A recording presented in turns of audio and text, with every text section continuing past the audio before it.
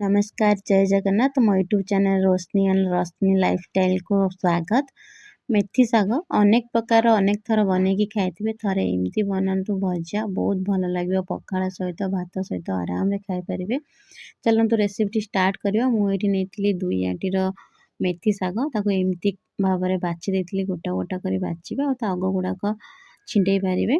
बाछि सारबा परे मु एठी देखंतु ए टाइप रो बाछिथिली आपण भी ए टाइप रो बाछि पारिबे। बाछि सारला परे मु ताको बहुत भल भाबरे धोई देथिली धोईकी आधा घंटा पे ताको छाडी देबे पानी निंगे जिवो।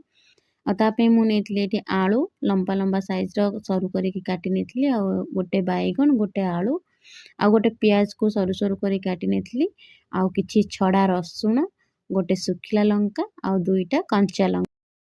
तापरे मु एठी कढ़ा बसैथिली कढ़ाटी ताटिला परे तेल 2 चामच देई फास्ट रसुण देथिली तापरे फुटण देला परे सुखिला लंका कंचा लंका देकी प्याज को बहुत भल भाबरे भाजिला परे तापरे आलू टाकू आमे छाड़ी दबा। आलू टिके जस्ट भाजी आसला परे 1 मिनिट 2 मिनिट हे सला परे काटिकी रखिथिबा बैगन को दे दबा। हल्का हळदी गुंड हल्का लूण देकी ताकू 1 रु 2 मिनिट भाजी नबा।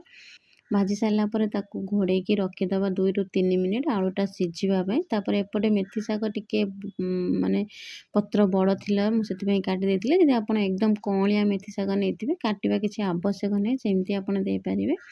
तो ये देखो आलू आ बैगण एमती भाव में सीझी गलानी तो मुझे शाग को ऐड कर नहीं आ शाग को ऐड कर सारा पर कि गोले नवा मिक्स कर नवा।